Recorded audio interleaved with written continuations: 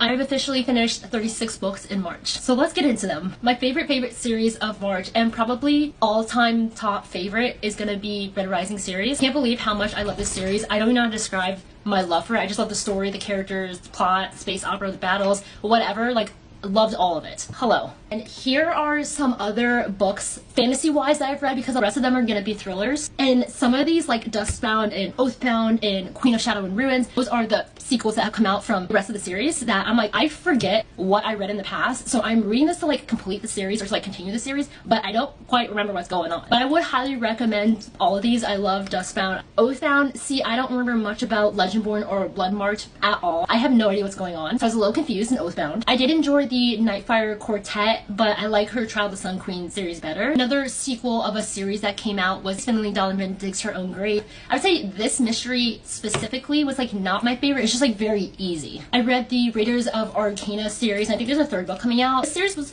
good. I gave it 4 stars in the end, but it's more like maybe a 3.8 or 9. Mostly because it has to do with like archaeological stuff and history of Mayans, Aztecs, Egyptians, which is cool and everything. It's very Indiana Jones. The history stuff just kind of bogged the series down for me. And I also read the Whispered Duology. I love this author. I love all the books that she has written. I highly recommend. If you like YA dystopian, I would recommend this series. Another sci-fi book that I read is Artificial Wisdom. It's very dystopian, futuristic, VR headset. We can communicate through our minds in like a VR world type of thing, and solving a mystery, which those are 2 of my favorite things. And the ending of this book, like, I need a book 2 because it ended so abruptly. And then speaking of mysteries, I also read the Tainted Cup. First like 40% I was not into this because this is a very like fungus flower world, and it just kind of threw me off a little bit. Once the mystery kicked in, then I was like into it. So I'm excited to read the second book, which I think is coming out here shortly. Now into the thrillers. Here are some that I think are just kind of a waste of your time and I don't recommend that you read. I have never met a John Mars book that I have liked. I think John Mars is literally a British Frida McFadden. The Arrangement series is not worth your time at all. This could have been 1 book. I would say if you like the Netflix show you'll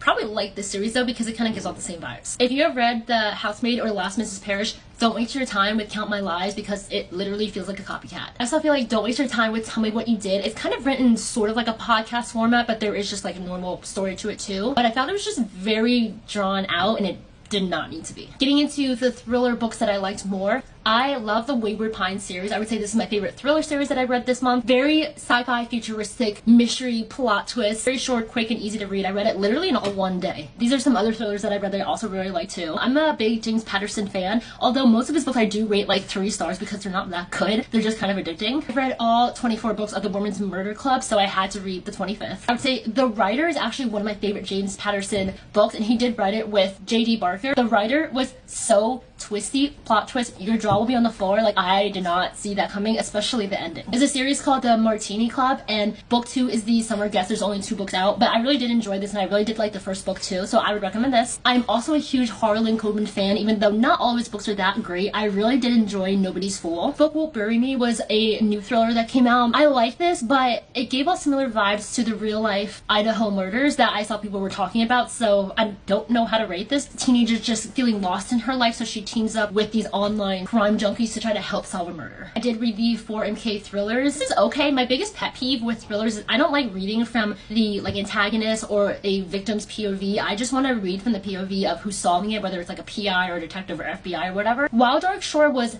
good, but I wanted it to be 5 stars and it was just not, because the mystery aspect is there, but it's not like really the forefront of this book. It's more like climate change awareness. Last but not least, I did read Artificial Condition, which is the second in the Murderbot Diaries. I listened to it and I like the audiobooks. The audiobooks are pretty good. I think I covered everything. Let me know if we have read any of the same books this month. Bye bye!